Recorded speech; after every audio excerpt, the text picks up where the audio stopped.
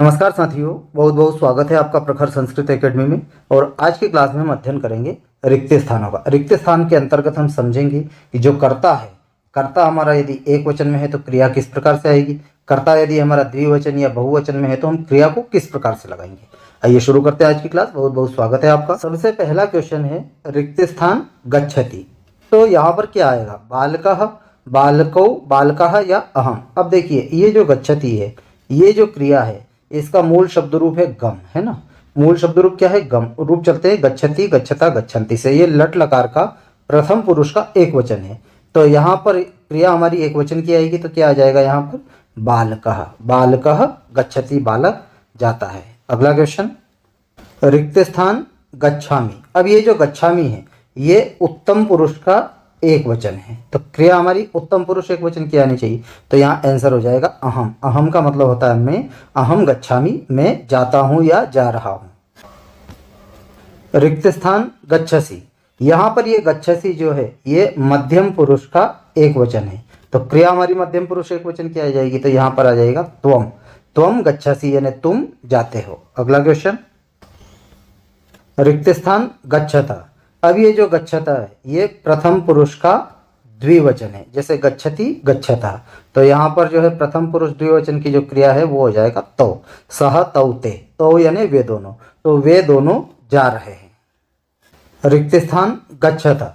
अब ये जो गच्छता है ये मध्यम पुरुष का द्विवचन है ना, गच्छता। इसके साथ ही एक और आता है गच्छथ, ये इस प्रकार से भी आता है, तो ये मध्यम पुरुष का बहुवचन है, ये ध्यान रखना। यदि विसर्ग है तो मध्यम पुरुष का द्विवचन, और यदि विसर्ग नहीं है तो मध्यम पुरुष का बहुवचन। तो यहाँ पर हमको जो कर्ता जो है वो मध्यम पुरुष का द्विवचन का ढूंढना है, तो यहाँ पर आ जाएगा युवाम, है ना, त्वम युवाम यूयम, ऐसे। तो युवाम गच्छता, तुम दोनों जा रहे हो। रिक्त स्थान गच्छावा। गच्छावा जो है मध्यम पुरुष उत्तम पुरुष का द्विवचन है, गच्छामि, गच्छावा, गच्छामा, तो यहाँ पर हो जाएगा आवाम, है ना। आवाम ये जो है उत्तम पुरुष का द्विवचन है, तो आवाम गच्छावा, हम दोनों जा रहे हैं। रिक्त स्थान गच्छामा। ये गच्छामा जो है ये उत्तम पुरुष का बहुवचन है, उत्तम पुरुष का बहुवचन, तो यहाँ पर आ जाएगा वयम गच्छामा, हम सब जा रहे हैं। गच्छथ। देखिए ये गच्छथ जो आया है ये मध्यम पुरुष का क्या है, बहुवचन। मैंने पहले भी बताया था, यदि विसर्ग नहीं है तो ये बहुवचन में आ जाएगा, तो यहाँ पर आ जाएगा यूयम गच्छता, यानी तुम सब जा रहे हो। रिक्त स्थान गच्छन्ति। गच्छन्ति आ जाएगा, तो यहाँ पर हो जाएगा बालकाः गच्छन्ति, क्योंकि ये बहुवचन का है। बालकाः गच्छन्ति यानी बालक जा रहे हैं। गच्छति एक वचन की क्रिया है, तो यहाँ पर हो जाएगा भवान। भवान का मतलब होता है आप, भवान गच्छति यानी आप जा रहे हैं। रिक्त स्थान परितः आम्र वृक्षाः सन्ति। अब देखिए ये जो परितः शब्द आया, परितः का मतलब होता है चारों ओर, परितः, उभयतः, है ना, इसके बाद सर्वतः, सर्वतः के बाद में होता है अभितः, है ना। इन सब का मतलब क्या होता है, परिता मतलब चारों ओर, उभयता यानी दोनों ओर, सर्वता यानी चारों ओर, अभिता यानी दोनों ओर। इन सबके योग में द्वितीय विभक्ति आती है, यानी ये शब्द जहाँ पर आ जाए वहाँ पर हमको द्वितीय विभक्ति लगाना है। तो यहाँ पर क्या आया, परिता आया है, तो परिता की जगह हम क्या लगा देंगे, उद्यानम। उद्यानम परितः आम्र वृक्षाः सन्ति। उद्यान के चारों ओर क्या है, आम के वृक्ष हैं। अगला क्वेश्चन, रिक्त स्थान उभयतः जलाशयो स्तः। अब ये उभयता आया तो द्वितीय विभक्ति लगाना है, तो यहाँ पर आ जाएगा ग्रामम उभयतः जलाशयो स्तः। गांव के दोनों ओर क्या है, जलाशय यानी तालाब है। रिक्त स्थान अभितः वृक्षाः सन्ति। अभितः आया है, द्वितीय विभक्ति लगाना है, तो राजमार्गम आ जाएगा। राजमार्गम अभितः वृक्षाः सन्ति। राजमार्ग के दोनों ओर यानी रास्ता जो है उसके दोनों ओर क्या है, वृक्ष है। रिक्त स्थान समया जलाशयम अस्ति। ये जो समया है, समया का मतलब होता है पास में, और ये यहाँ पर समया शब्द के साथ द्वितीय विभक्ति लगती है, तो यहाँ पर आ जाएगा वृक्षम समया जलाशयम अस्ति। वृक्ष के पास में क्या है, जलाशय यानी तालाब है।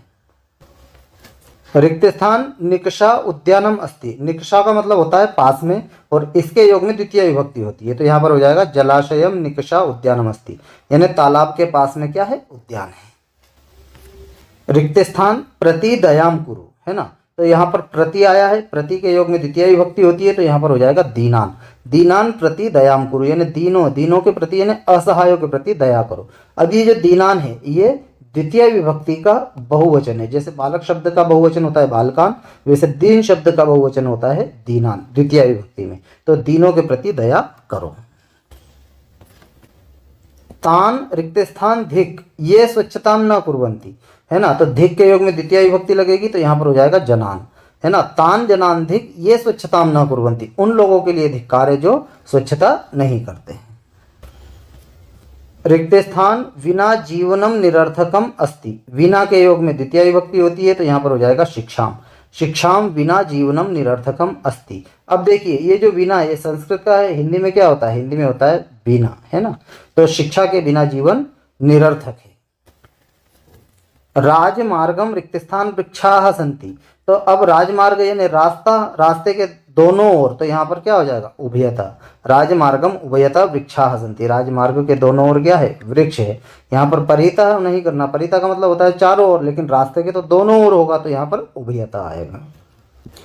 मातरम रिक्त स्थान श्रद्धाम कुरु, है ना। मातरम ये द्वितीय विभक्ति का है, तो यहाँ पर हो जाएगा प्रति, मातरम प्रति श्रद्धाम कुरु, माता के प्रति श्रद्धा रखो। यहाँ पर मातृ शब्द है, माता मातारो मातरा, इस प्रकार से इसके रूप चलते हैं, तो माता के प्रति श्रद्धा रखो, यहाँ पर हो जाएगा प्रति।